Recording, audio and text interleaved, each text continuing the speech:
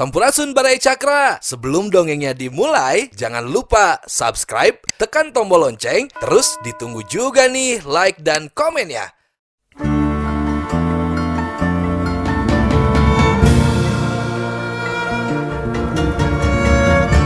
Baraya Cakra, parantos waktosna 80,5 FM Radio Cakra, midangkeun dongeng Sunda Dora-Dori.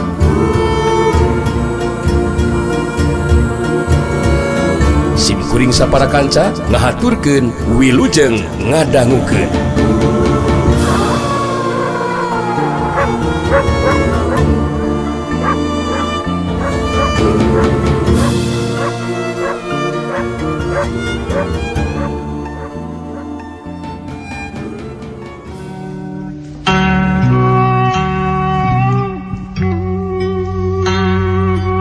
Siapa Nep, mangga nuhun Pak Nep, Tarsad, ogenya hatur nuhun pisan, oge kesadai barapodka, Baraya Cakra, oge Baraya anu parantos maranco di penuhun TikTok Cakra, TikTok Dora-Dori, hatur nuhun pisan, nyangakeun.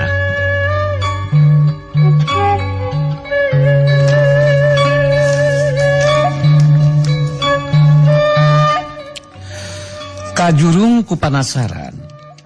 Jeung kaambekna harita sadawa jeung sadugu pada mesat pedogna masing-masing.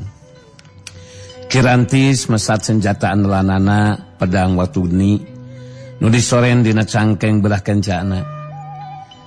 Saterusna eta pedang dibantingkeun kana taneuh bari ngarapal mantra kakuatan ilmu. Sihirna saperti halna marungkir. Ieu mah asa parantos baca kerakes kadapatnya.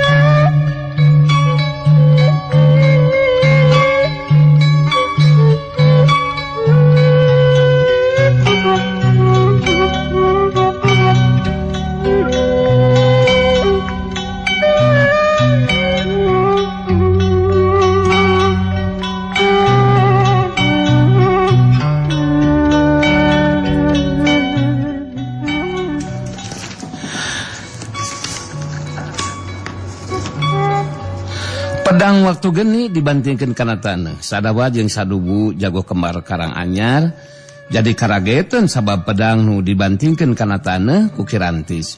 Ngadadak jadi robah dina ririmna Sadawa jeung sadugu palsu. Kirantis langsung marentah ka Sadawa jeung sadugu palsu. Laksanakeun parentah aing. Maju maneh babarengan lawanan dua urang musuh aing. Hasok rubuhkeun eta dua urang musuh aing. Tarajang ayeuna keneh. Sadawa jeung sadugu palsu. Geus teu loba dicarita waktu diparentahkeun ku Kirantis maju narajang, harita langsung narajang. Sadawa jeung sadugu jadi tarungayunan Sadawa jeung sadugu palsu. Sedengkeun Kirantis anu ngabandungan kana kaayaan tarung anu lumangsung. Ngan saukur hayang ngukur kana kemampuan ilmu silat jago kembar karang anyar. Sangeusna bisa ngukur kana kemampuan ilmu silatna, harita Kirantis narik kakuatan ilmu sihirna. Jirim Sadawa jeung Sadewu palsu ngiles leungit. Balik ka asal jadi pedang watu geni anu saterusna ngalayang muru kalebah Kirantis.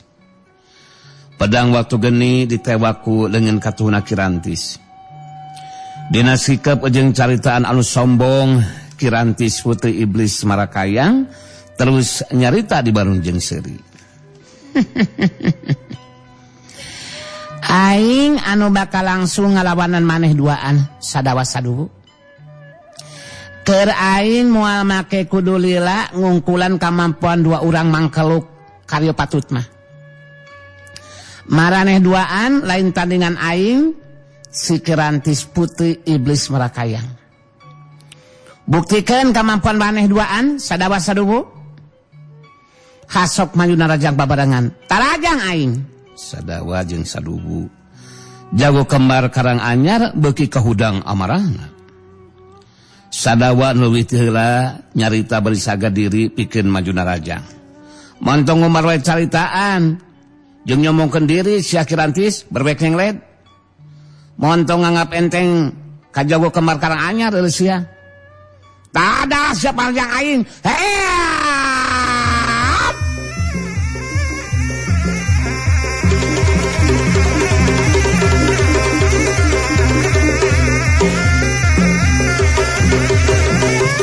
Jorelat cung Sadawa maju narajang. Dituturkeun ku Sadewu harita duanana ting jorelat maju narajang bari metakeun bedogna masing-masing. Tapi Kirantis iblis Marakayang teu nyingkahan panarajang nu datang harita. Samhyuk geus. Sadawa jeung Sadewu jadi karageteun. Sabab sabetan bedogna teu mempan da pugu sakujur badan Kirantis dilapis ku kekuatan ilmu wadasraga. Sadawa jeung Sadewu ting garajeng luncat ka tukang. Kageteun oge sabab nu jadi lawan teh teu mempan ku pakarang. Kirantis terus ngumbar caritaanana. Sabatan bedog maneh duaan. Moal mampu nembus kana kulit jeung daging aing mah Sadawa Sadewu. Anu matak maneh duaan teu kudu maksakeun diri. Tarung ngalawanan aing sagarupa. Sabab kamampuan maneh duaan moal mampu ngimbangan kajian pangati aing. Geus kaukur ka aing oge. Kirantis ngasupkeun pedang waktu geni kana sarangkana. Geus kitu Kirantis terus nyaita deui. Aing moal rek ngagunakeun senjata pedang aing Sadawa Sadewu. Sabab pikeun ngarubuhkeun maneh duaan moal make kudu hese. Sabab aing geus bisa ngukur kana kamampuan ilmu silat maraneh duaan. Maraneh duaan lain tandingan si Kirantis putri iblis Marakayangan deuleu. Sadawa jeung Sadewu jago kembar Karang Anyar jadi panasaran jeung leuwih muntab amarahna.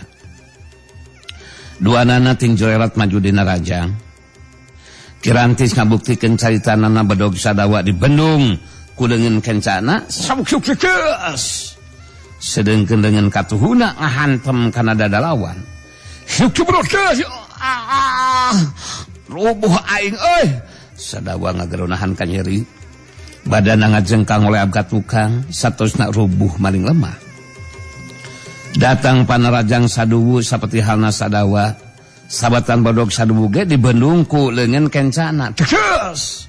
Saterusna leungeun katu Kirantis ngahantem kana dada lawan. Syuk cebrok. Setan, kurang ajar sia. Rek nyenglet goblok. Sadewu ngageronahan ka nyeri. Bari ngajengkang oleh abgat tukang terus rubuh maling lemah. Kirantis putri iblis Marakaya ngabagikeun panuntupna ka dua urang lawana betus nyarita. Ku aing maraneh duaan ngahaja teu dibinasakeun Sadawa Sadewu. Ngarah maneh we bisa bebeja kasih hawuk dudungan maneh. Aing penasaran hayang ngabuktikeun kamampuan dudungan maraneh duaan deuleu. Anu mantak maneh duaan geus montong lila aya di dieu deuleu. Gancang arindit bebeja kasih hawuk ku aing bakal ditungguan kedatangan anak itu. Sadawa jeung saduwu jago kembar Karanganyar bari ting salengirnahan ka nyeri terus ngasupkeun bedogna masing-masing kana salangkana. Sadawa harita terus nyarita ditujukeun ka Kirantis. Kirantis, maneh wani nyeun masalah jeung Den Hawuk dudungan dewek. Maneh teh kudu narima kana kagibatna Kirantis. Den Hawuk teh ieu dudungan dewek duaan, sanajan masih keneh rumaja, tapi kamampuan ilmu siratna geus tepi kana tahapan ilmu sirat tingkat tinggi deuleu sia. Tong lalawora deuleu. Macam-macam kadungan dewek na pejet sia rungkad sakedeung deui oge sia. Jadi sakumaha hebatna kamampuan maneh tetep lain tandingan Den Hawuk deuleu. Kirantis terus naita deui di barunjeun seuri. Ku aing si Kirantis bakal dibuktikeun tepikeun ka mana kahebatan kamampuan si Hawuk. Sadawa saduwu. Geus cukup loba carita ayeuna mah. Gancang ini tinggalkeun ieu patempatan. Bebeja ka si Hawuk dudungan maneh duaan, ku aing bakal ditungguan di dieu. Si Kirantis moal waka ini tinggalkeun warung, mun aing can panggih jeung nu ngaranna si Hawuk. Kirantis putri iblis marakayang naneskeun kumanehna bakal dibuktikeun tepikeun ka mana kahebatan elmuna si Hawuk. Anu mata kumanehna bakal ditungguan kadatanganna moal waka ini tinggalkeun eta warung mun tacan panggih jeung si Hawuk. Geus kitu mah harita Sadawa jeung saduwu jago kembar Karanganyar terus ari ini tinggalkeun eta patempatan rek ngabajaan si Hawuk keunaan eta kajadian. Sedengkeun si Hawuk jeung Guntara katut ti Mandara harita masih kene aya di jero sawala.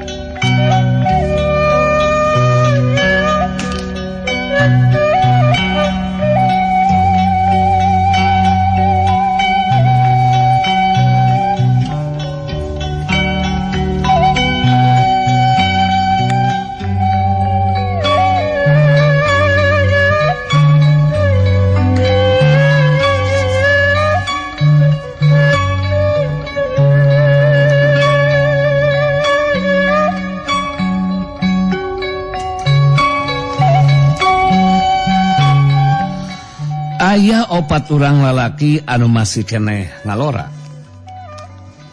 Minangka nu ditunjuk sarta dipercaya pikeun ngalaksanakeun tugas neangan laratan Manintin jeung Mbah Rangkebong. Saterusna Ki Mandara salaku pupuh lembur samemeh mungkas eta riungan harita terus nyarita. Ka sakabeh warga anu aya di riungan khususna kaopat urang warga kula nu dibere tugas teh kula miharap ka andi kaopatan bisa ngalaksanakeun tugas anu sakumamistina nyata meunangkeun katerangan anu pasti ngeunaan Manintin jeung Mbah Rangkebong sameh memungkas ieu riungan mangga salajengna nyangakeun ka Den Hawuk kitu deui ka Sadaya Guntara. Si Hawuk harita nu cumarita bari ngabagikeun paneuteupna kanu opatan nu dibere tugas teh.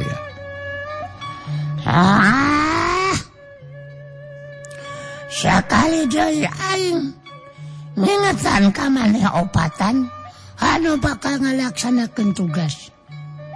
Mun tepikeun ka marane opatan teu bisa menangkeun katerangan nu pasti ngeunaan Manintin indung aing jeung Mbah Rangkebong. Mangka marane opatan bakal ngarasakeun akibatna. Nah si marane opatan ulah tepikeun ka ngalaman kawasi Mbah Unjung jeung si Enah anu jadi insuna. Duanana ku aing diminasakeun. Dina kaayaan tucung sakujur badana. Lantaran teu mampu mereka terangan anu pasti ngeunaan 2 jalma anu keur di tangan ku aing. Jadi kejadian si Bahu Ojong jeung Icuna odo jadi perhatian mana opatan.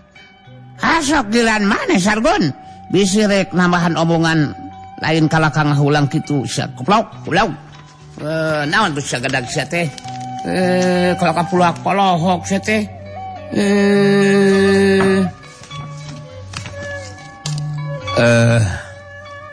Kesedapnya ya kacamata dia duh teu kuat. Kacamata potong. Sekedap resaklanya supados tiasa kanggo dinten ayeuna we lah. Puntennya narima kana tugasna. Tugas anu dilakukeun teh nyaeta neangan lalatana manintin indungna Den Hawuk. Jeung Bahra Kebong anu ngasuh ngurus ka Den Hawuk. Sangkan lebih jelas nama mangga ku Den Hawuk diuniakeun Den. Si Hawuk muterkeun heula paneutupna ka sakabeh nu aya di eta riungan. Satosna si Hawuk nyangereng bae nyarita. Kamarane sakabeh wang-wang lama ka sakur anu dipercaya diberi tugas ku si Mandara ngeunaan olahraga indung aing anu ngaran Manintin jeung Mbah Rangkobong kudu sing teu pikeun ka hasil. Olah teu pikeun ka gagal. Mun aya anu teu ngalaksanakeun tugasna bakal bisa kanyahoan ku aing. Akibatna geus jelas ya. Eta mangkalok bakal dipodaran ku aing. Ancaman aing lain ancaman oncom sia. Hasok maneh milu ngomong Sargon. Duh, mun bangga. Ka warga anu dipercaya diberi tugasku di Mandara kudu jadi bahan perhatian sakumaha anu dicaritakeun dieu ku Den Hawuk. Jadi mun masih kene betah kumelendang di alam dunia, ulah coba-coba pikeun ngabangkang pokona mah. Salah saurang di antara anu diberi tugas kudu aya anu bisa meunangkeun katerangan anu pasti. Ngeunaan 2 jalma anu keur diteangan laratanana mun teu pikeun ka gagal tang teu kudu narima kana akibatna. Tong wa kaayaan wani mulang mun tacan bisa menangkeun katerangan anu pasti. Kumaha Karti? Mun kartos, tugas bakal dilaksanakeun mangga. Nu aya dina riungan ngajawab saur manuk. Para warga anu hadir dina eta riungan sanajan dina jero hatena mah barontak. Tapi teu bisa majal kumaha sabab geus pada nyahueun. Ki Mandara pupuh lemburna sieuneun sarta tunduk patuh kana parentahna si Hawuk.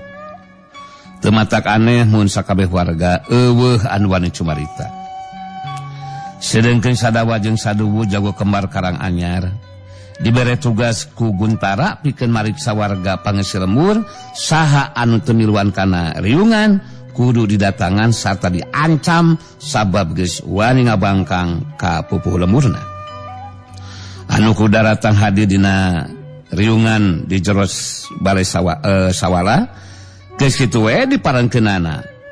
Harita Kiranti si putri iblis Marakayang nu dititah ku Marungkir anu jadi guruna. Pikeun neangan pangalaman harita beut ngambah ka eta pilemuran nyaeta Kampung Ciunjung. Sadawa jeung Saduwu jago kembar Karanganyar jadi katarik oge perhatianana ku Kirantis anu masih keneh rumaja kalawan boga rupa geulis. Tapi kawilang aneh sabab sirahna tandukan.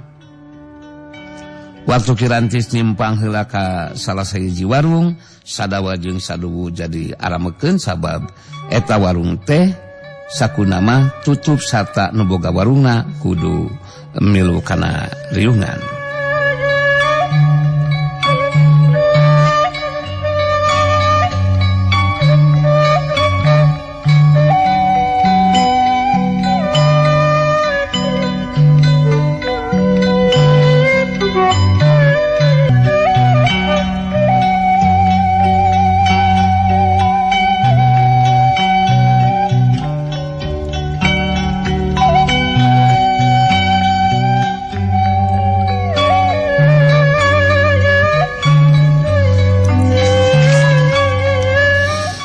Menang katerangan ti Sadawa jeung Sadobu anu saperti kitu.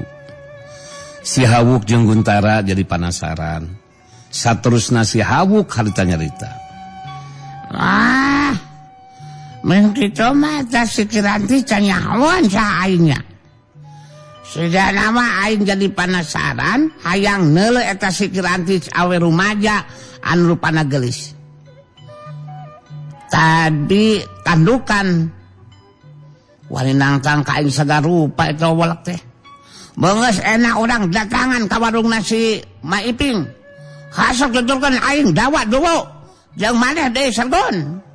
Si Hawuk harita ngajakan Guntara jeung Sadawa Sadobu ngadatangan ka warungna Maiping. Sedangkan Kiranti sabot nungguan kadatangan si Hawuk harita ngobrol jeung Maiping, harita Kirantis anu keur nyarita. Aing masih kena penasaran, Mak. Pupuh ieu lamur teh pang nangayakeun riungan jeung sakabeh warga anu keur ngabadamikeun naon cenah, Mak? Cikan sugan maneh nyaho, Mak. Sok jelaskeun ka aing tong hariwang ku aing mah. Heula Nyai Geulis eta mah ngabandungan kejadian tadi meni kaget. Si Nyai Geulis bisa ngelehkeun Sadawa jeung Sadowu jago kembar Karanganyar. Mendingan saukur sagaprakan eta mah. Me asa teu percaya mamah Nyai Geulis. Mengeus kudu ngabahas eta kejadian mah. Anu jelas aing memang penasaran hayang panggih jeung anu ngaran si Hawuk mah. Anu mata ku aing ditungguan kadatangan mah. Hasok jelaskeun ka aing dina riungan teh keur ngabahas naon mah? Kirantis putri iblis Marakayang. Bangun anu penasaran harita tetep nanyakeun ngeunaan ayana riungan teh keur ngabahas masalah naon. Dijelaskeun ku Maiping pang nangayakeun riungan teh lantaran si Hawuk marentahkeun ka Kimardana salaku pupu lemur kudu nunjuk sababal urang warga anu dibere tugas pikeun neangan laratan manintin indungna si Hawuk jeung Mbah Rangkebong anu ngasuh jeung ngurus sarta ngagedekeun si Hawuk. Menang katerangan ti si Maiping anu boga warung harita Kirantis ngahulang bari ngomong dina jur hatena.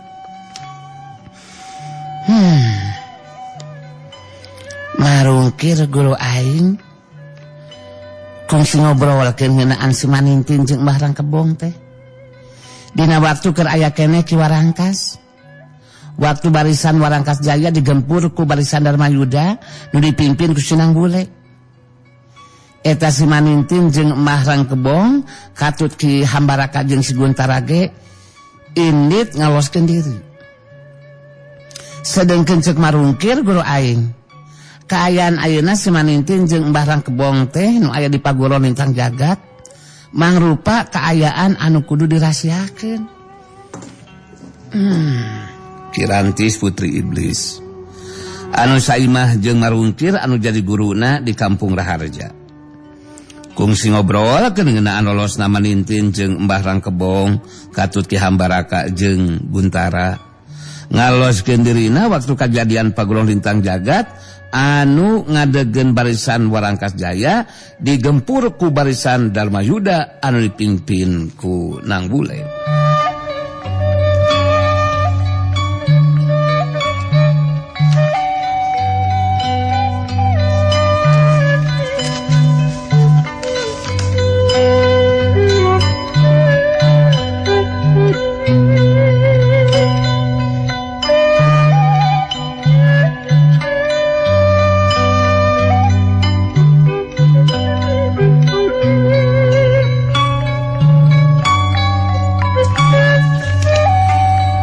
Samemeh Kirantis indit ngalaksanakeun parentah nu jadi guruna.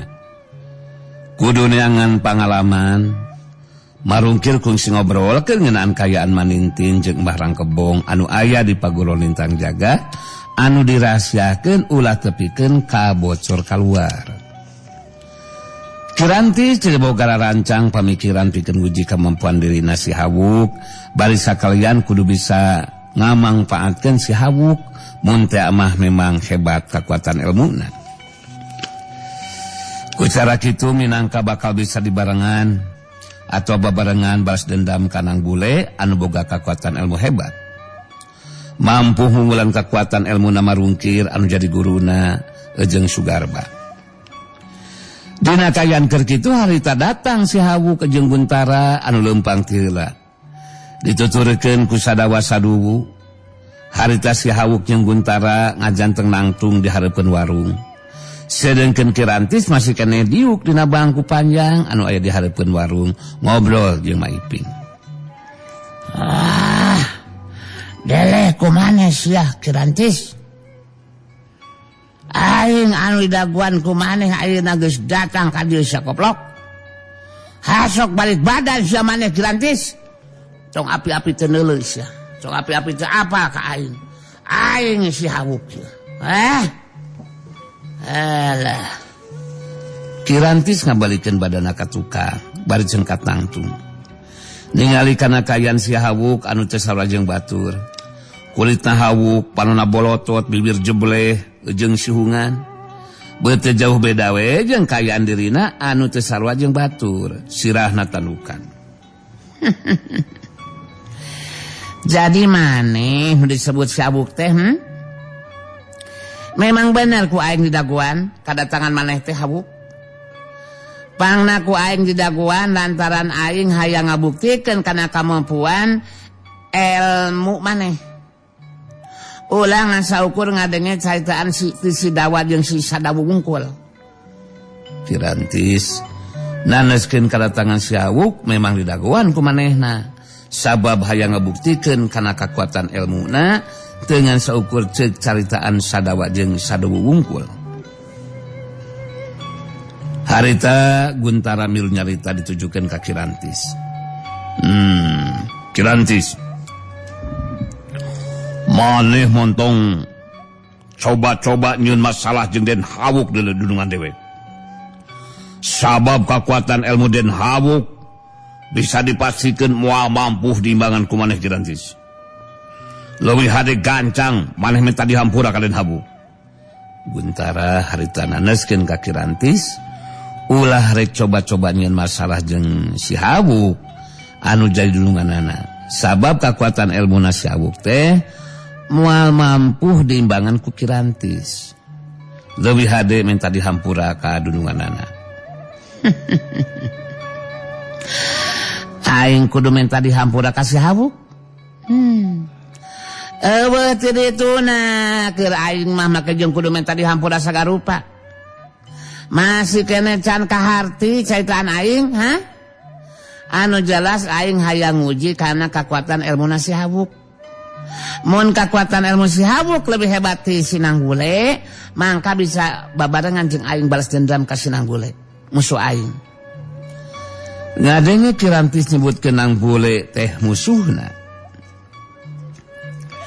Si Hawuk jadi rada katarik perhatianana. Sabab sarua jeung manehna Nang Bule teh mangrupa musuh utama anu geus ngabinasakeun kebarangkas anu jadi kolotna. Sedengkeun Guntara beuki kasinggung ningali sikep jeung ngadenge caitanana Kirantis, bangun anu nganggap enteng ka Den Hawuk, harita Guntara nyaita deui. Maneh bener-bener kurang ajar sa Kirantis. Wani nyieun masalah jeung Den Hawuk deui sia. Dudungan dewek malah make jeung hayang nguji kakuatan ilmuna sagar rupa maneh. Wah, manggas maneh ngajodog heula sasargun tong loba nyacapek sa. Montong nyacapek ka mana Malaysia. Si Hawuk saterusna nyarita ka Kirantis. Aing ge jadi penasaran hayang ngabuktikeun sebutkeun ka mana kemampuan maneh sia Kirantis. Gabelah kemampuan naon bangna maneh hayang ngabuktikeun kana kakuatan ilmu aing Harita Kirantis langsung nangtukeun sikapna, harita terus nyarita. Ku aing tangtu bakal dibuktikeun kemampuan diri aing Hawuk tarungna di tempat anu lega sia. Heya.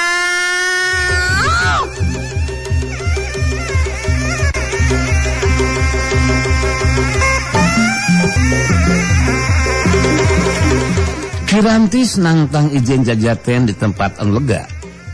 Baritos ngajurelat membuka lebat tempat anu lega, sangkana luasa dina taruna. Samemeh Kirantis tapi ke tempat nu dituju, harita si Habuk geus lebih teu heula datangna, mancuh dina tangtunganana. Kacepatan gerakanana teu katuturkeun ku kasegetan panonna Kirantis. Bari mesat pedang waktu geni harita Kirantis ngawangun pasangan dina ilmu silat Marakayang Murka betus cerita. Aing dina ieu tarung bakal ngagunakeun ilmu silat Marakayang Murka. Maneh kudu nyaho Habuk. Ilmu silat Marakayang Murka lain ilmu silat sambarangan deuleu. Tapi ilmu silat nu diciptakeun ku guru aing anu cicing di jero guha Marakayang. Ieu pedang watu geni. Pedang tina batu, lain pedang sambarangan Habuk. Ku aing bakal dibuktikeun kaampuhanana.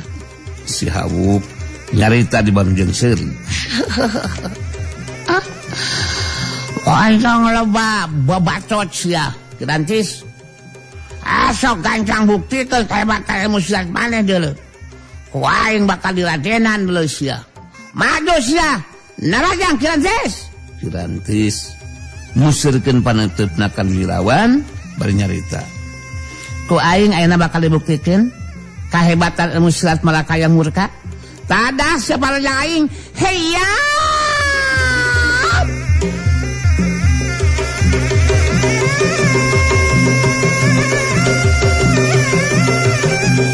Jerelat slung Kirantis ngajerelat majuna rajang, sedengkeun si Habuk nu tarajangna harita teu ingkah di tempatna. Saukur ngagular gilirkeun badana kagigir jeung ngagiwar. Sabatan pedang watu geni lain bisa kenakan anggota badana. Syuk kilat blos. Syuk kilat blos. Kejadian saterusna. Dina gerakan anu teu katuturkeun ku kasegetan panon lawan, harita si Habuk ngasupkeun panajang leungeun katuhuna, sat syuk brodes.